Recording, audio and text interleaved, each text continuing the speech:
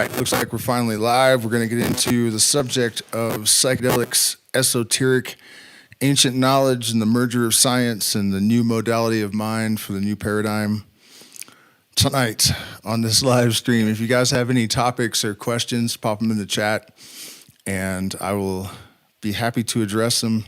Sorry I'm late. The YouTube server is not letting me connect, which is interesting, but every night I've had to struggle with that. Finally got around it. So we haven't talked about plant medicine on this channel for a long time, and it's one of the subjects that I started the channel. Actually got most of my early traction from San Pedro video. Should check out my esoteric dice donation. Sure thing, pop a link in the chat or email me, or I'll definitely check it out. But yeah, I used to focus a lot more on that, and the channel generally goes wherever my head's at, and lately I've been thinking about this golden ratio consciousness connection pretty much all the time. So, and that will tie in tonight into the subject. So basically, you know, psychedelics have been a godsend for me. I grew up under really bad circumstances with really messed up parents. You know, God love them. They had big hearts. But, you know, there was a lot of issues, and unfortunately they passed those issues on to me.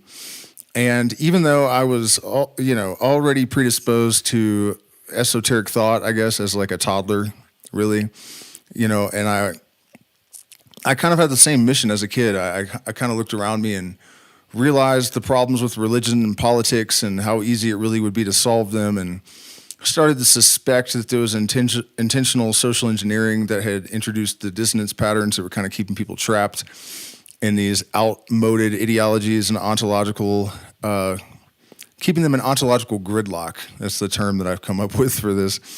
I think it's pretty apt. You know, so despite all that, I had, by the time I was in my late teens, I was pretty deep into borderline personality disorder.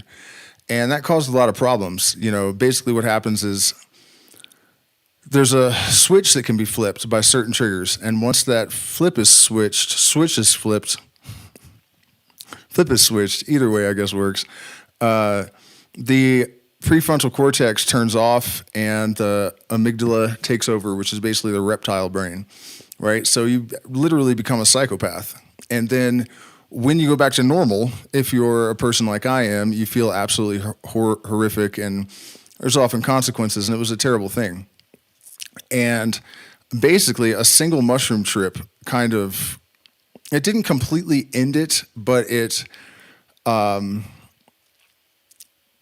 significantly improved things to the extent that I still had issues, but there was no more danger, you know, that I was going to lose my temper and actually cross lines that just can't be crossed in life, you know? So I learned the power of psychedelics to transform an individual pretty young and in a pretty dramatic fashion.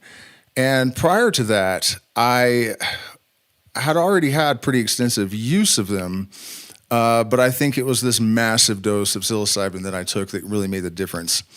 I actually got interested in psychedelics when I was only like 11 years old because of the accidental introduction of a book, I assume accidental, into the elementary school library called Flowering Plants, that got into the mythology of things like mandrake and ayahuasca and all. I mean, it was really, really exhaustive looking back and thinking about it. And I was just absolutely enthralled by it all. The stories of explorers encountering shamans that had parapsychological capacities, and you know, the mandrake story where the legend was that they would tie a starving dog to the plant because they believed that when you pulled it out of the ground, it screamed, and if a person heard it, they would die. It was also believed to only grow below gallows where blood and semen had mixed and fertilize the ground in the specific way that makes it fertile for mandrake. And it's also true that the plant's root looks like a human, But not only that, the male has male characteristics, and the female root looks like a female human, which is pretty extraordinary. And so, yeah, they would tie the dog to the mandrake, throw some food just out of its reach, and then run away. And they claimed that the dog would often be dead when they came back to collect the root. Of course, I seriously doubt this is true, but it's a pretty cool story. Another insane story that was featured in this book has to do with witches. And as it turns out, the popular conception of a witch flying on a broomstick actually comes from the flying ointment that was made from mandrake, belladonna, different daturas, basically poison path plants. The root is cooked down into a paste, and then they would use a broom in this particular ritual to apply it to the vaginal walls. And then my assumption is that they were, out in their backyard in a circle or whatever, and the neighbors see them with a broom between their legs screaming about how they're flying. And so that's this conception of a witch on a broomstick actually comes from that. So I really got deeply into this stuff. I read One River by Wade Davis, which is full of extraordinary stories of psychedelic adventure with Richard Evans Schultes, who was his teacher, who was a ethnobotanist from Harvard that was basically like the psychedelic Indiana Jones. He got lost in the Amazon for 12 years, and when he came out, he had like 3 deadly diseases, and he was pulling I don't know what to call it, I don't remember what they called it, but like a flat with, thousands of different new species of plants, including the blue orchid. He's like dragging it out of the jungle with him. He had found a plateau where 99% of the flora is psychedelic, somewhere in Peru. Just truly an extraordinary human being. And then Leary and McKenna, I started reading their stuff in junior high school. And yeah, I mean, it was just for a neurodivergent outcast of my ilk, finding the psychedelic luminaries and later the psychedelic compounds was almost like coming home. It's like I had always known that there was something more, and psychedelics were sort of proof of that. So, never have they been needed more than in our current chaostrophe. We are in this moment that is pregnant with equal parts danger and opportunity. It is the most promising and the most threatening moment probably ever in human history. And the magician has the inertia of the universe to assist him. So how the coin falls depends upon the momentum that is generated by either side. But there are a lot of things that are supporting the underdogs that are subtle, not so obvious, that actually give us an upper hand. And psychedelics are sort of one of the keys to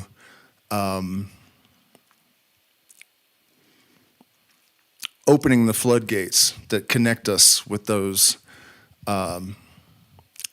elements that give us more power than we probably even need. Let me check in with the chat and see. Hearing tool and LSD changed my life for the better, of course. Yeah, we'll get into that next, actually. It's a good place to go.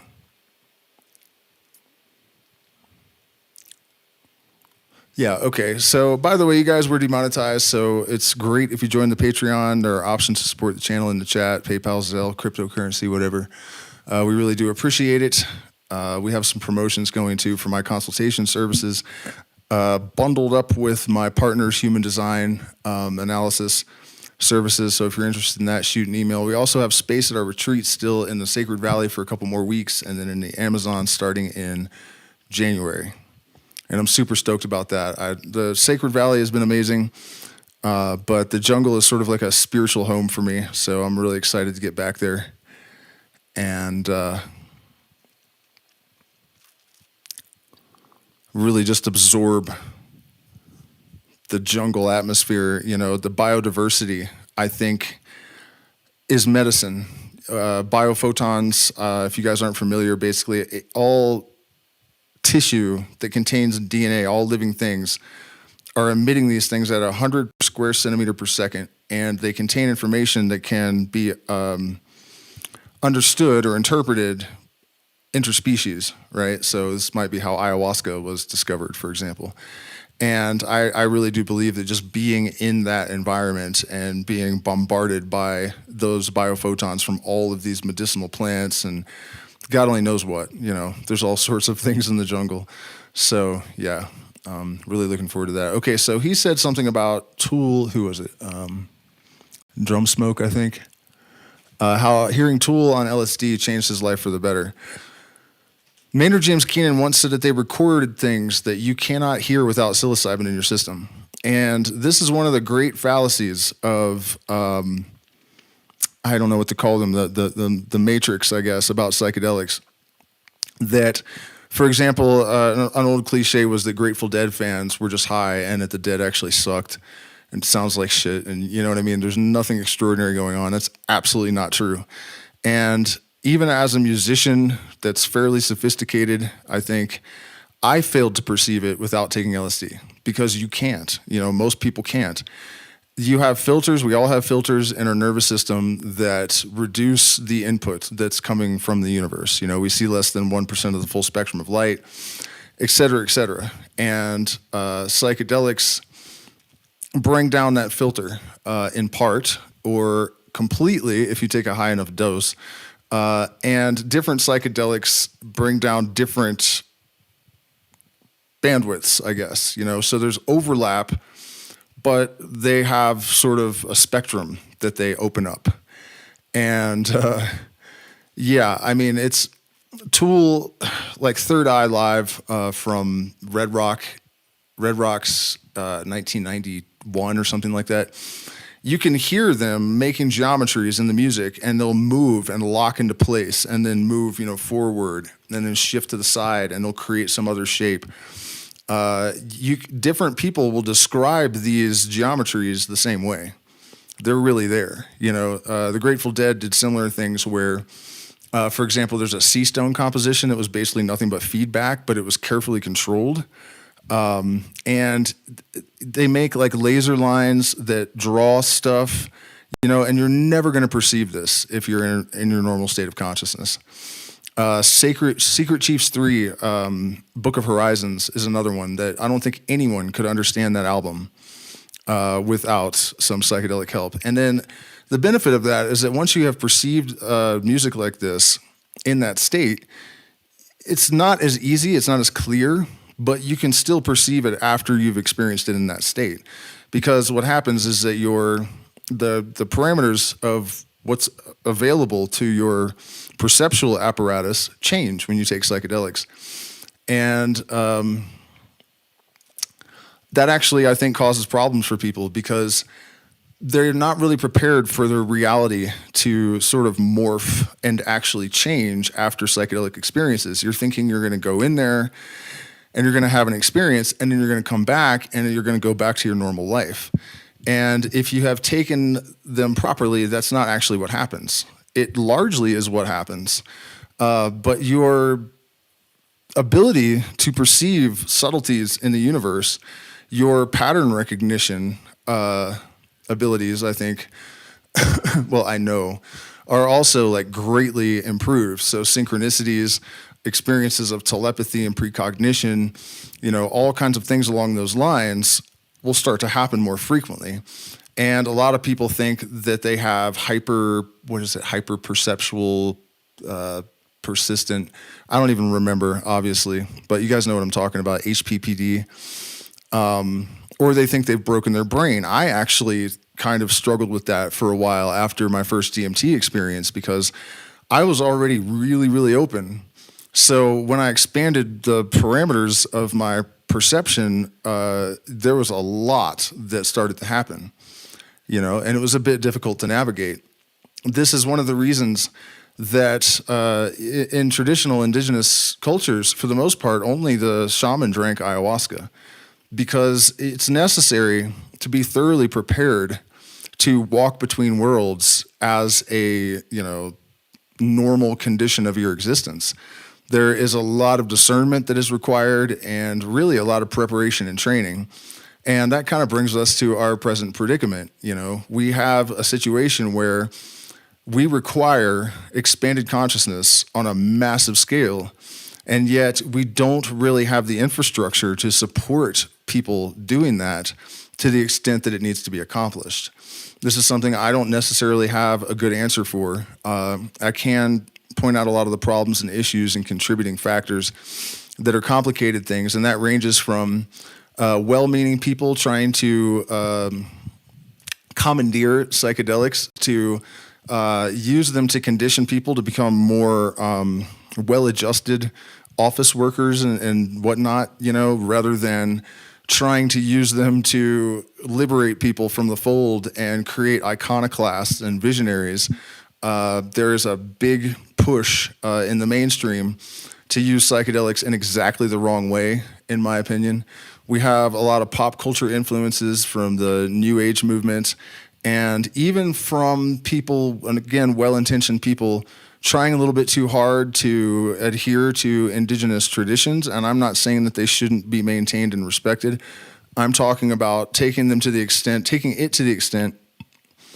that we're maintaining traditions that never even existed because they're just stuff that pop culture has created.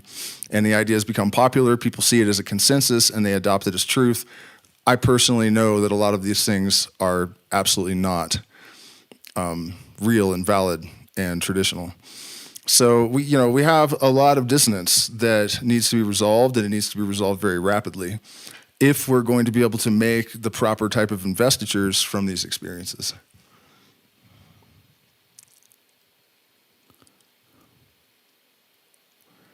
Okay, do you guys have any questions or specific subjects that you'd like me to address? The microdose thing I get.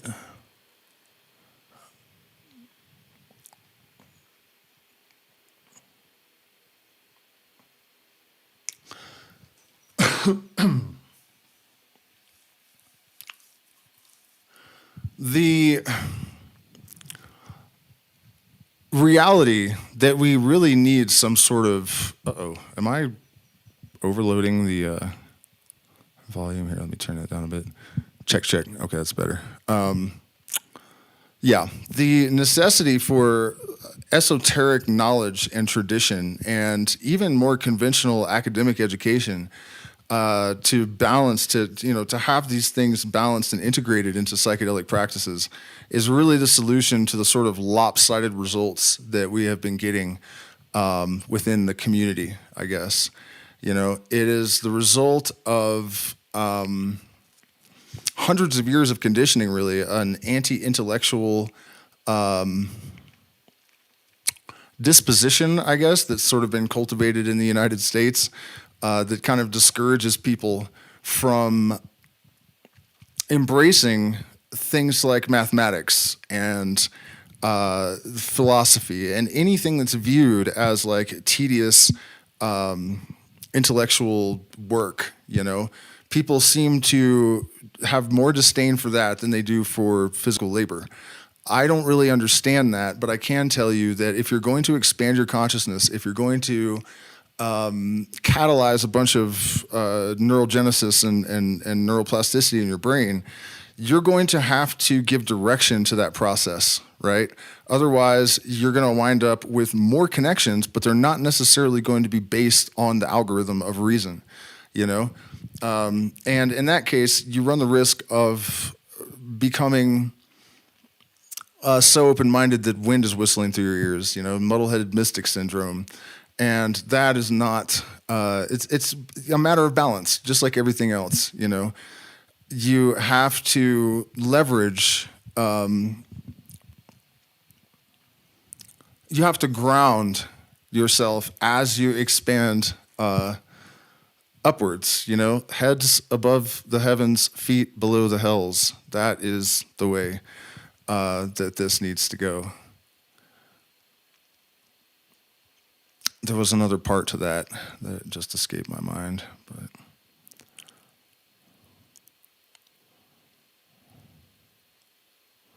we will get there. Let me look at the chat again and see if we have any questions or subjects suggested. We can't let people think that I'm Yeah, well, microdosing is kind of nonsense. I mean, it's not entirely, but studies have shown that there's no difference between placebo and microdose. And one of the problems with that, or the reasons why that happens, is that people don't really understand what placebo means, I guess. It doesn't mean that it doesn't do anything. It's not doing anything in an objective sense. You know what I mean? The reality is that threshold doses where you can just barely start to feel them. One trick that I've heard is that once it's active enough that there's some kind of meaningful process engaged or catalyzed, if you rub your fingers together, it'll feel distinctively different than it did before you took it. It doesn't need to be enough that you're actually hallucinating. On the other hand, it's important to remember that there is a point of diminishing returns as well. For example, with psilocybin, if you exceed roughly 2.5 grams of psilocybe cubensis, like average strength psilocybe cubensis, neuroplasticity and neurogenesis actually is degraded rather than enhanced. So this doesn't mean that you should never take heroic doses, but it does mean that even though, moderate doses are going to have a lot more efficacy, you should probably only take these really large doses a couple of times a year. That should be all that's necessary. If you're doing it with the right attitude and the right set and setting, with the right integration after the fact, you're not going to really need to have these massive doses on a regular basis. The moderate doses are the ones that are going to give you the most benefit. By the way, in case you guys haven't heard about this, I don't know all the details of the study because I didn't read it all, but there is evidence that psilocybin mushrooms actually extend the life of our cells by 50%.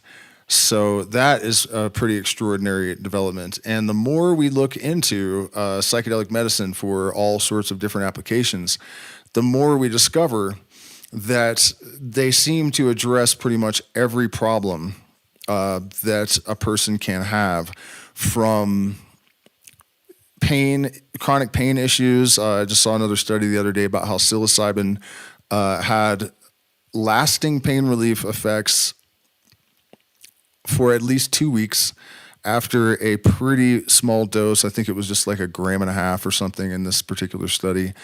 Ayahuasca has shown efficacy in treating an extraordinary number of different types of illness, from psychological and emotional to physical.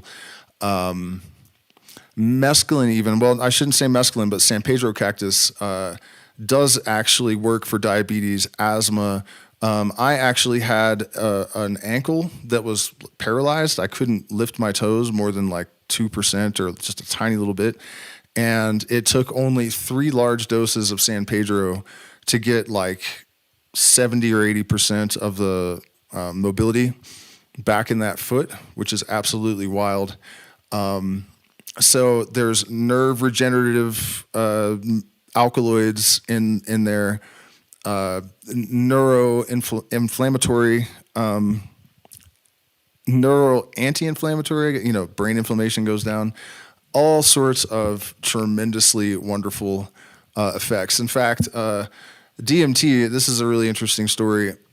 When I bought my first gram of DMT at a Tool concert, of course, the first time I took a really large dose, I had a really powerful experience. And when I came back in my body, I realized that my chronic fatigue syndrome symptoms were gone completely.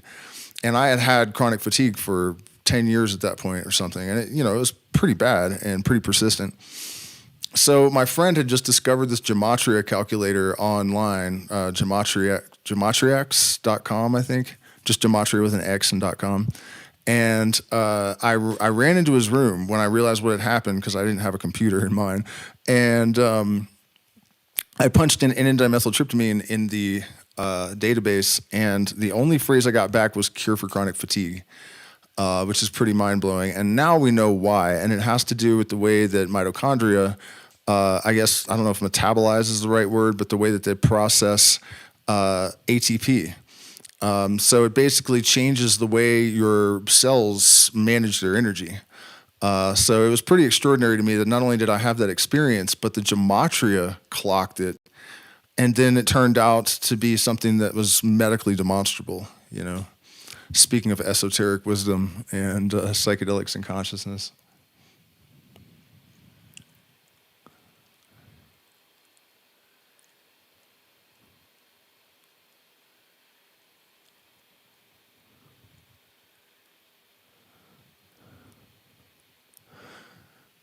Yeah, okay. So, where else do we go with this? Well, when we're talking about consciousness and a new modality of mind, there are a lot of different elements that are really important to consider. One of them is that parapsychological cognitive faculties that I don't believe are really dormant. In my experience, they're kind of intermittent. It's not like something I can just do. It's not consistent, but it definitely has happened to the extent that I have no doubt that it's a real thing, right? And psychedelics increase that capacity.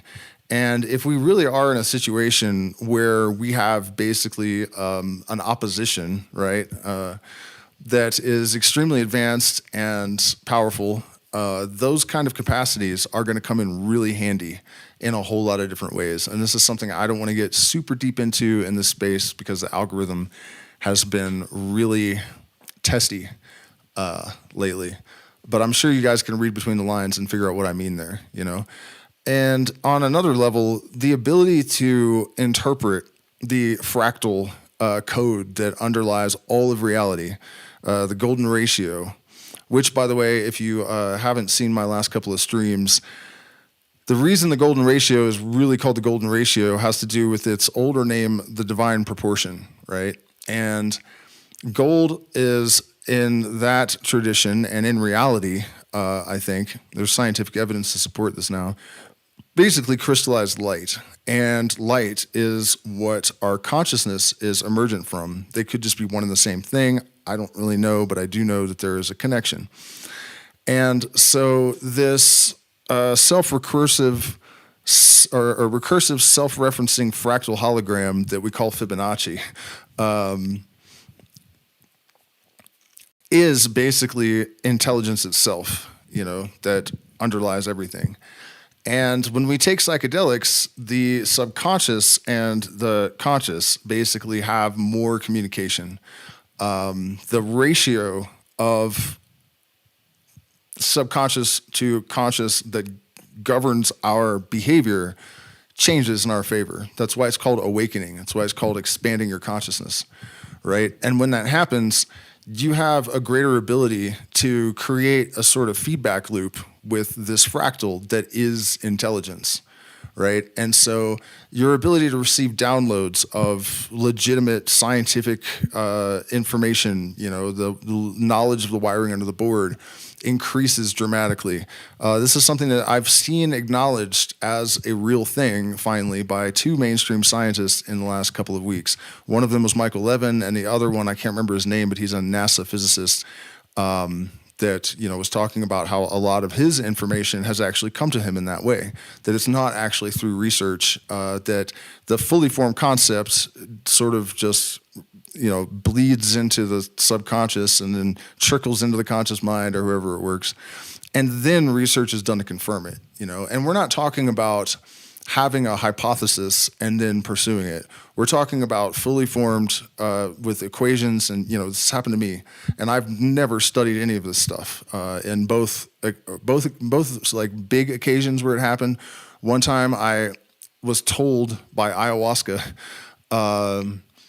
how basically the astrophysics of how binary stars can dwarf the development of another star that is too close to them because of their gravitational effects.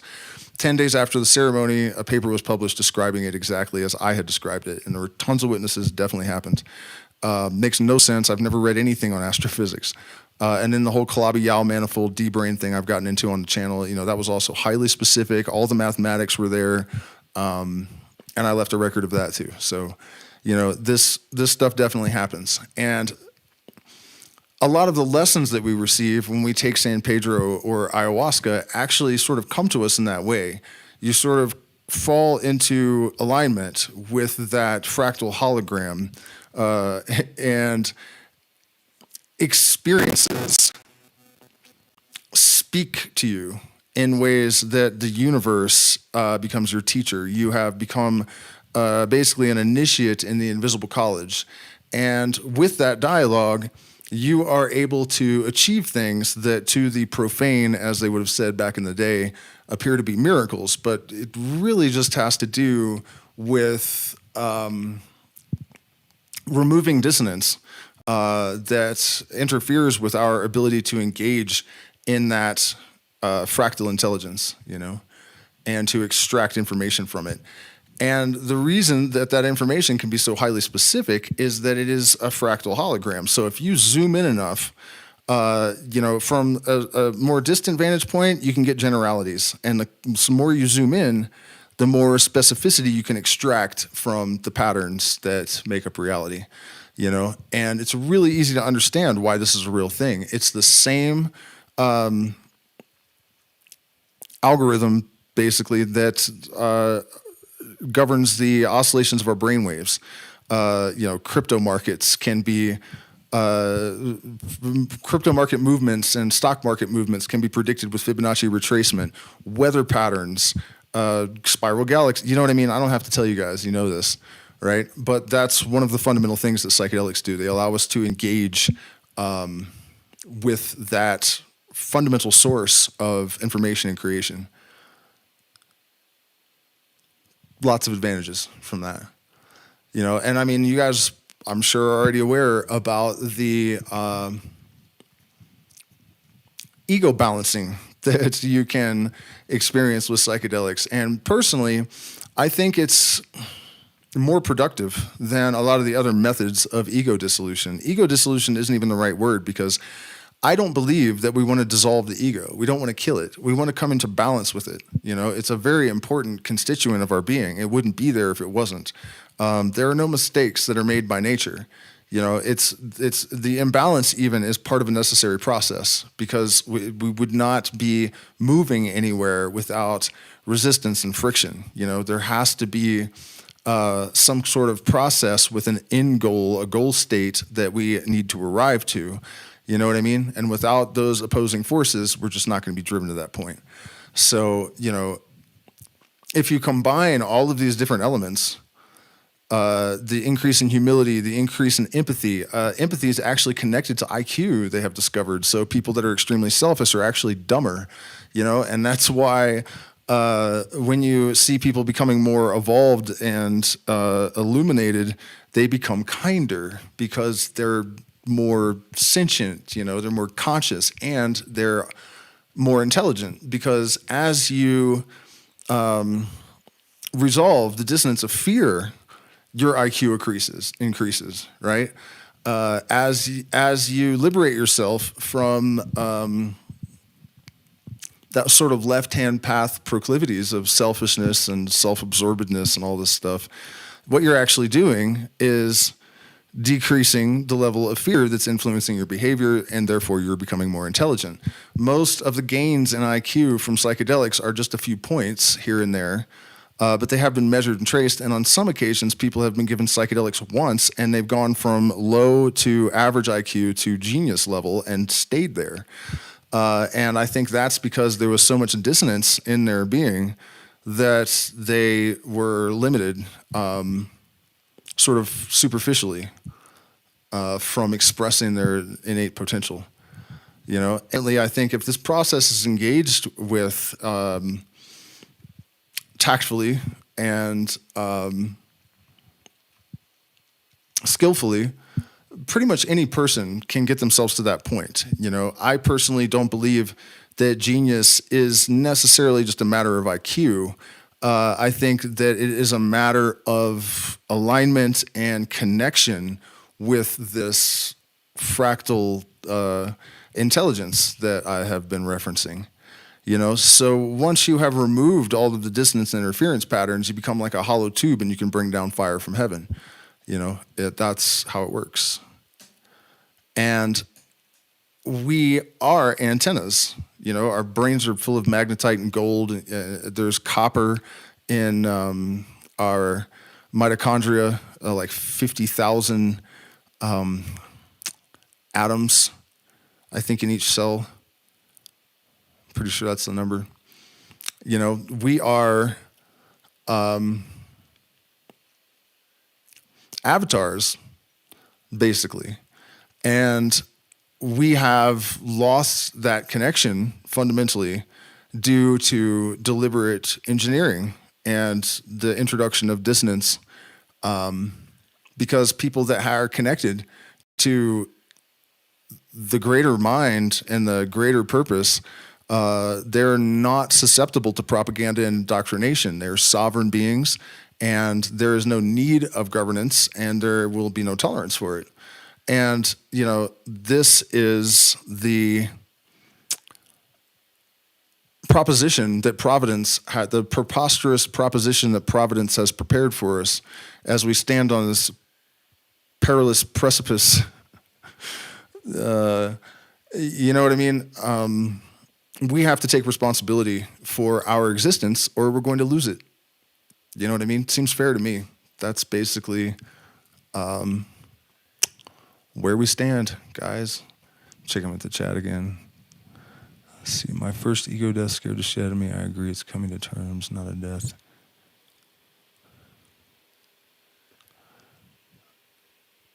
Yeah.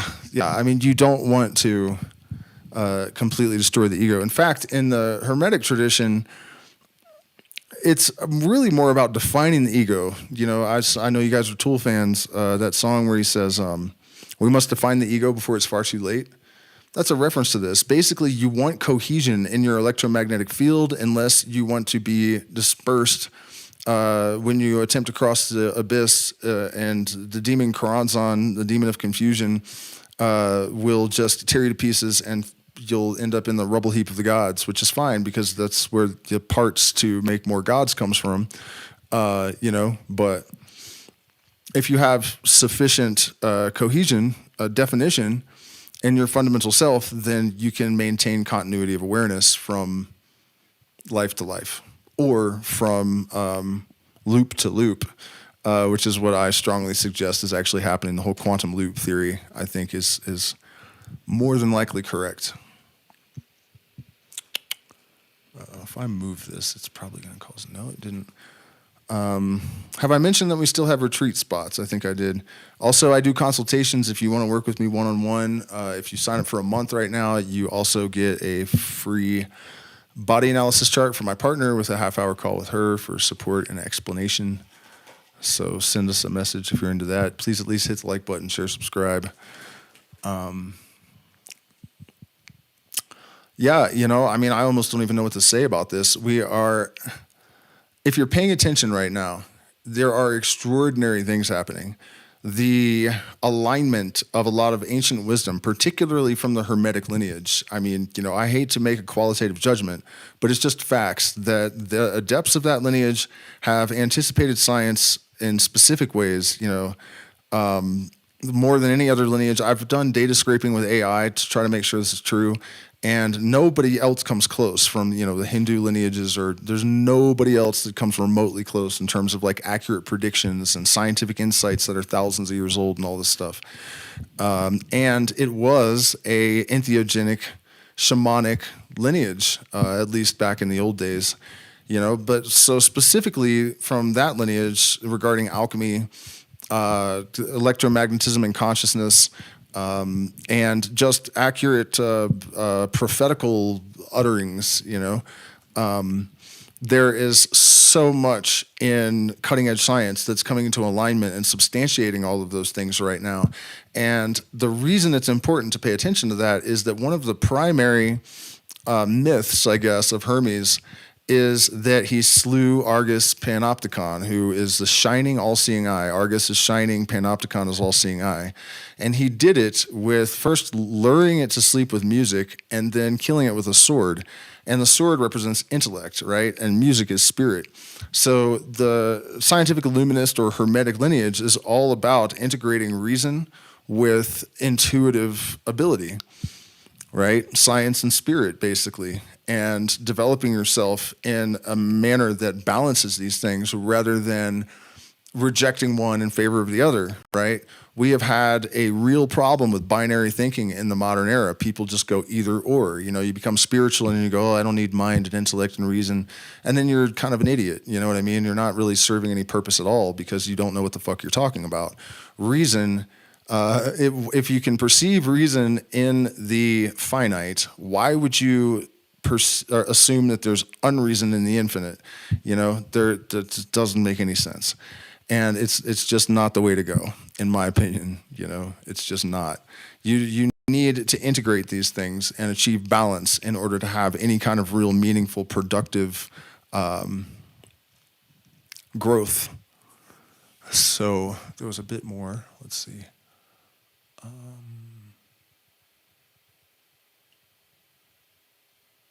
Yeah. So, you know, the fact that this old myth tells the story of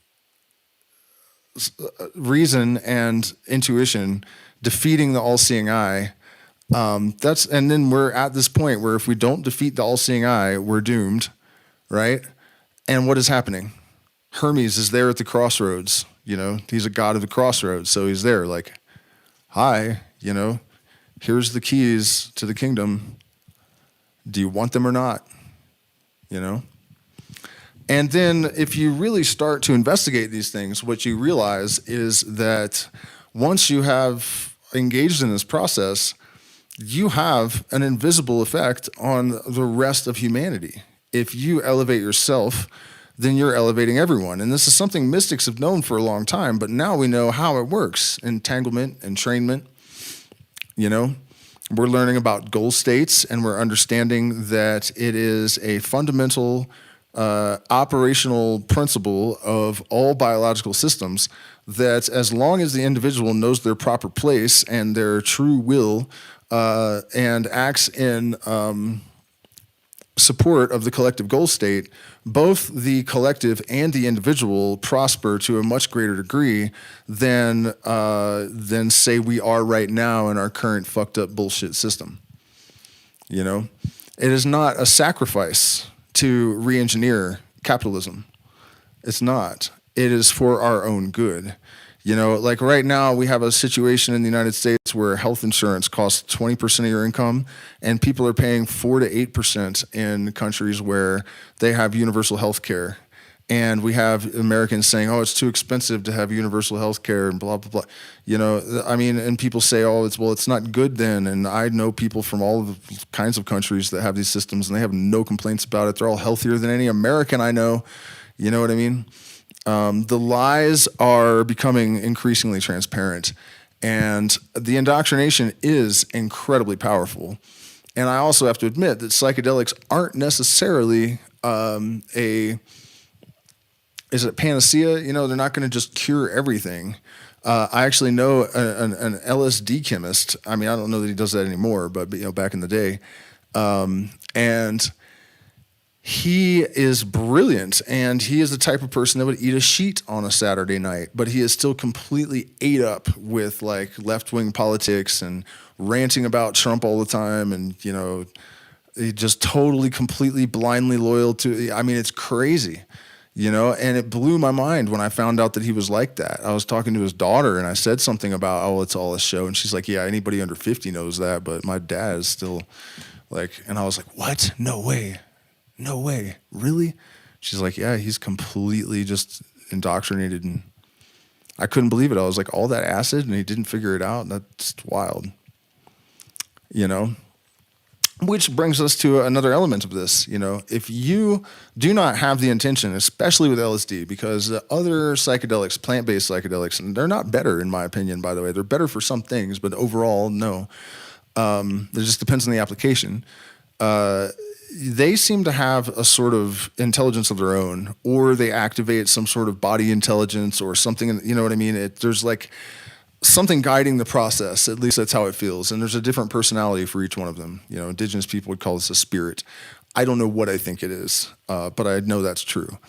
LSD is like you're the pilot and that's it, you know? So you really have to have the intention to completely metaprogram or deprogram deprogram and then metaprogram. It's not going to just happen on its own. So part of the problem with my friend there is that he never had the intention of ridding himself of political indoctrination because he didn't think it was a problem. The LSD might do that randomly, but it's generally not going to address things that your attention isn't directed to. So that's something that's really important to bear in mind. If you are a person that knows you have a lot of indoctrination, or you have like a smoking habit or something that you need to metaprogram out of your system, there are techniques that will assist you in accelerating this and making it extremely efficient. I quit I was 36 or something. I started smoking when I was 9. And after just an hour or two of pranayama with 100 micrograms of LSD, the next day, and using this process, the next day after deprogramming and metaprogramming for 1 hour, I forgot that I smoked. I didn't even know until I found a pouch of tobacco, and it was like nighttime. Normally, I would roll a cigarette first thing in the morning. It was that effective, And now I can have a little bit of tobacco, and I don't become a chronic smoker again. After chewing coca for a few hours, and in the evening, I'll go outside and have some puffs of mapacho, but you'll never see me smoke during the day or frequently or anything. You know what I mean? It's something that I have no difficulty controlling. Another element of that, by the way, is that the way we're looking at addiction is different these days. And it's actually not true that once you've been an addict, if you ever touch anything again, you're going to relapse. That's not really how it works.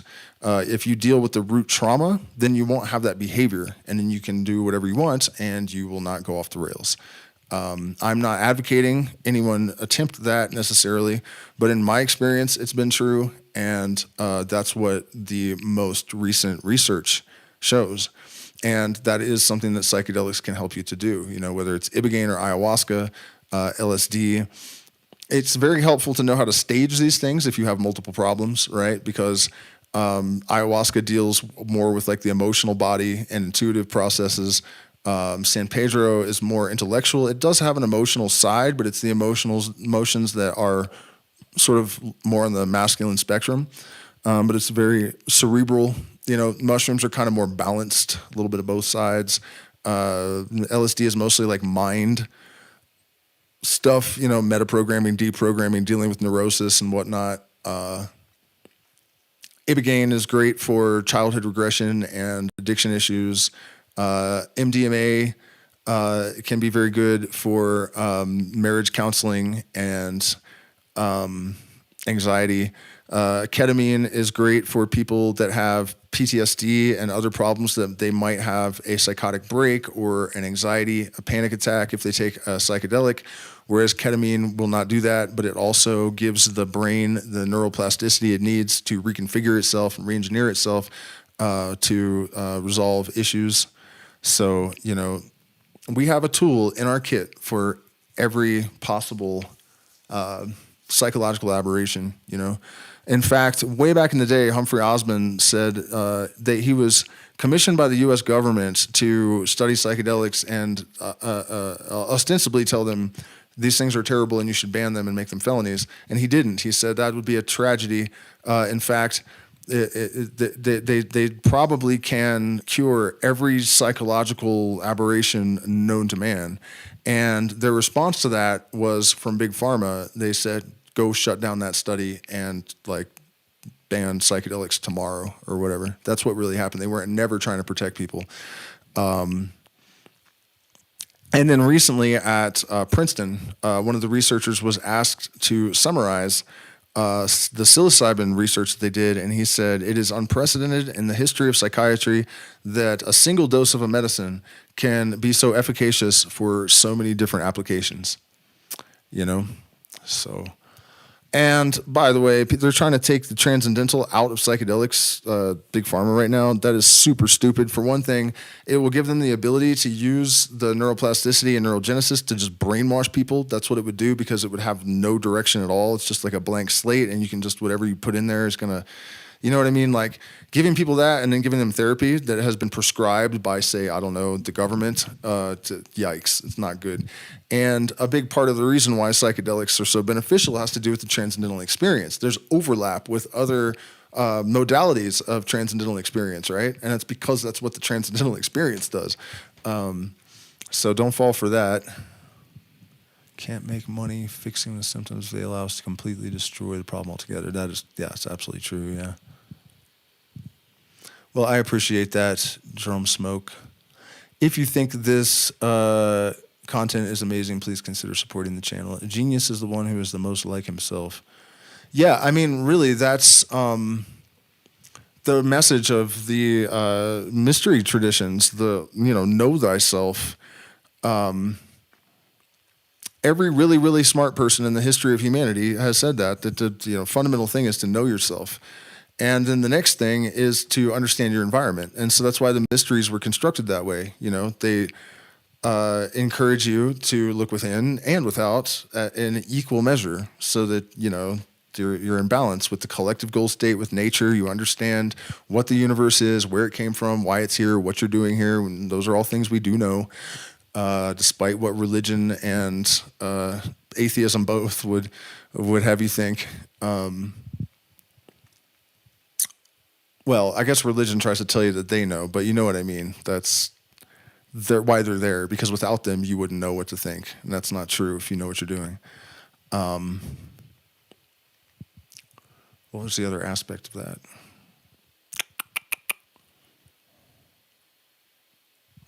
Maybe if I look at the comments again, I'll remember what I was talking about. Yeah, well, anyways, I mean, you get it. It's about bringing knowing the purpose of the individual, and then usually what you will discover, if not always, is that purpose is already in alignment with a collective goal, and the collective goal state of humanity is actually kind of a process, but is still something that we can clearly define, right? We are looking to discover and to express. That's it. And our objective should be to create an environment that facilitates those things in an optimized modality. That's it. And with the technology that we have and the resources that we have, we could actually do that, And it's true that the universe is made of opposites, and we're never going to have a complete and total utopia. We're never going to get rid of evil completely. If anyone says that we are, they're out of their mind. That's not how the universe works. From the level of mirror symmetry at the subquantum, we have basically these D-brains that use Fourier transform and Euler equation functions to order particles and determine their mass and trajectory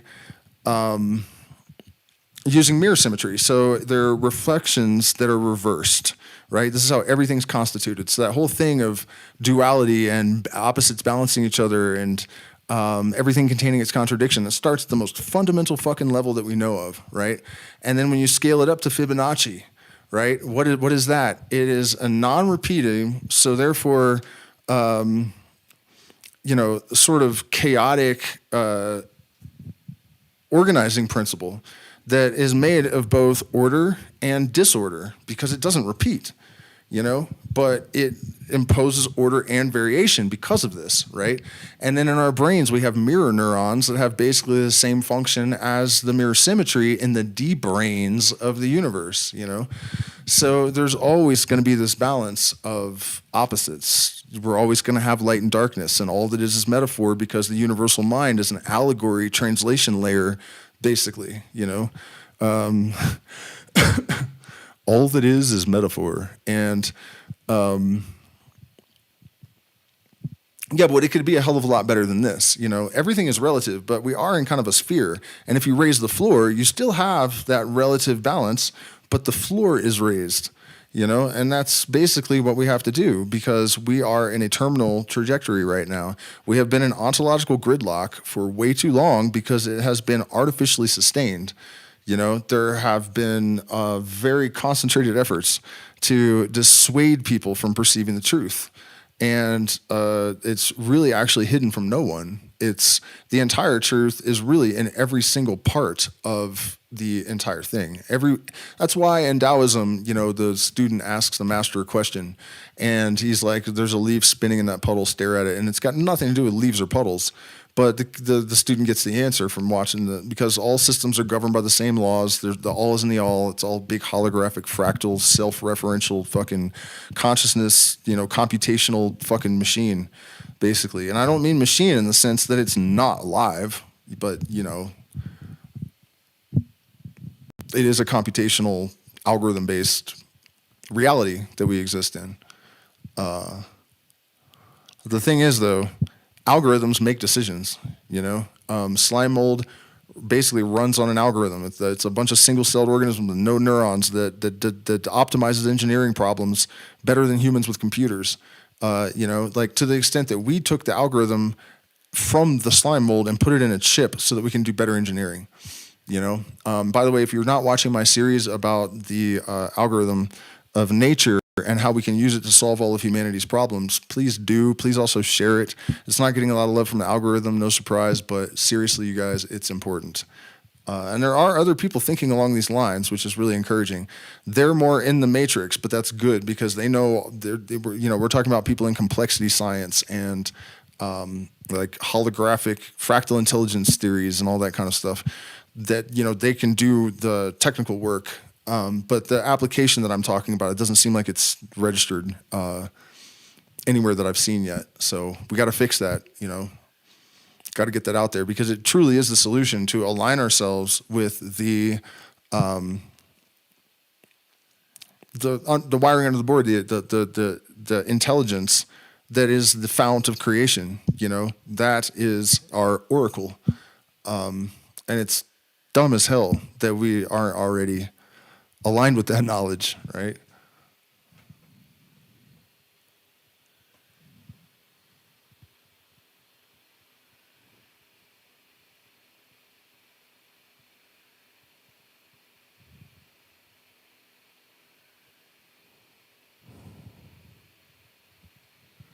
The psyops run deep. Indeed, they do. Indeed, they do. But what I'm observing right now is that it's very possible that their hubris has kind of undone them because, they're just too cocky. People have been acting too dumb, so they think they can just do anything and nobody's going to notice. People are noticing. I don't know if it's going to be enough and if it's going to be fast enough, but I don't think God doesn't play dice with the universe. Einstein was right about that. So likely the light is always predestined to win in a sense, because when the universe is all the matter dissolves, then there's nothing but light. So it's going to win either way. But you know what I mean? I think the odds are tilted very slightly in our favor in terms of miraculously overcoming the opposition that we face right now. And there's definitely a lot of momentum in a lot of interesting places. What concerns me, though, is that they know things way beyond what people think they know. There have been adepts of the mysteries in their ranks forever. They're way more advanced than people think. And part of the reason for that is that people don't know what adepts are. They don't know what initiates are. They don't know that this is a thing that these people can have access to. So when you combine the fact that they understand the universe in a sort of initiated sense and they have access to all these resources, it's not out of the question that they have already algorithmically determined exactly what the response from the herd is going to be. They have completely prepared for how to deal with it, 100 years ago almost. You know what I mean? It's a formidable opposition for sure. And there is failure, but there is success, and the magician has the inertia of the universe to assist him. Any desired change can be affected by the proper kind and degree of force through the proper medium to the proper object. Any success has conformed to the postulate. Any failure, in the case of any failure, one or more of the conditions of the postulate has not been fulfilled. That's it. So, if we are aware of certain key elemental bits of wisdom, like the magician can attract any force he needs in order, or that he needs by making himself a fit receptacle for it,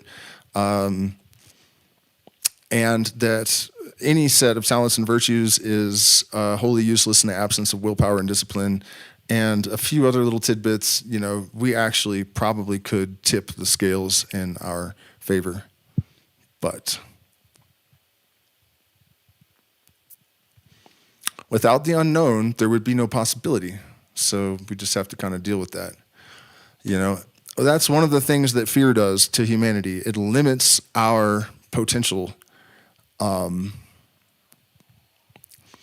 And because people fear the unknown more than anything, and that's where all the possibilities lie, you're really boxing yourself in when you're afraid of the unknown. This is why political systems are so difficult to dispense of. This is why religion has such a hold on people and why it's so fucking evil, I mean, the story in the Bible is so obviously like Yaldabaoth, like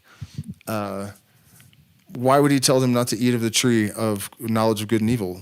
Because they don't want them to know he's evil. It's just wild shit. The snake tells the truth, and they brand him a liar. You know what I mean? And people read the book, and then they let the guy standing in the pulpit tell them something other than what the book actually says happened. I mean, it's really wild stuff. And one of my hopes is that because it's so obvious, the veil is so thin, that actually wrenching it down to show them the brick wall behind the curtains shouldn't actually be that difficult. And I don't know that there have been people, at least not in recent history, that are really capable of articulating all this stuff, building a bridge between science and the intuitive, and putting all of this in plain language and articulating it in a way that the truth is told in a way that it can be understood so that it will be believed, because everyone knows it fundamentally in their body, in their being, in their energy. And you know why? Because it's all in that fucking self-referential, recursive fucking fractal hologram algorithm, It's all there in every bit of it. So you can't tell me that it's not already just writhing in the soul of every person. And I say writhing because it's like a spiral, that's why the snake, the serpent, was a symbol of wisdom all over the world, because it is that. I can't remember what they're called, the arms of the Fibonacci. I think they're just called spiral arms, actually. There's no cool technical term to use.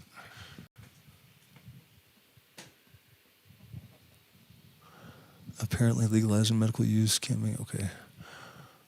How long have I been on? 1 hour.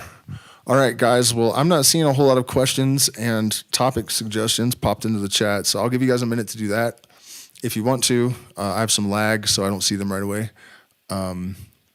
And then if nobody has anything for me, don't forget we have the retreats. If you would like to come and hang out with us, it's going to be awesome here and in the jungle.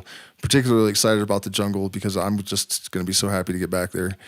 We're having a Discord private chat for patrons tomorrow. I think it's 6:30 or 7. I have to look.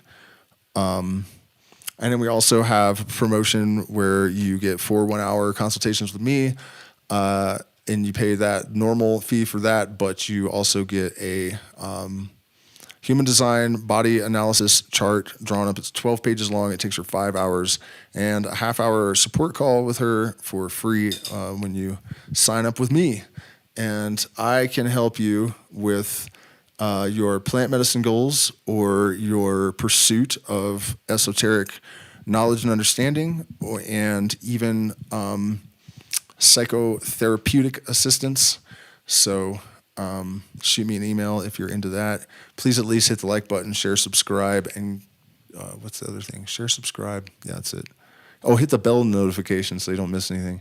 All right, let me check for questions and subjects. Yeah, we do need solid systems of support. We need to support Illuminostic so that I can overcome the barrier of the algorithm and get my message out to a larger group. And also this thing I've been working on with the Fibonacci AI algorithm, whatnot, that mess. It takes a tremendous amount of time. That's one of the reasons I'm so tired right now. And, it's difficult for me to invest the amount of time that I need to put into it to get it done, unless I have support. So we do appreciate you guys, all of you that have supported us in the past. Of course, you've been amazing. It's been an incredible 7 years on YouTube, a lot of ups and downs, but basically we've been able to do the thing, which is pretty extraordinary. And I owe that all to people in the community. So thank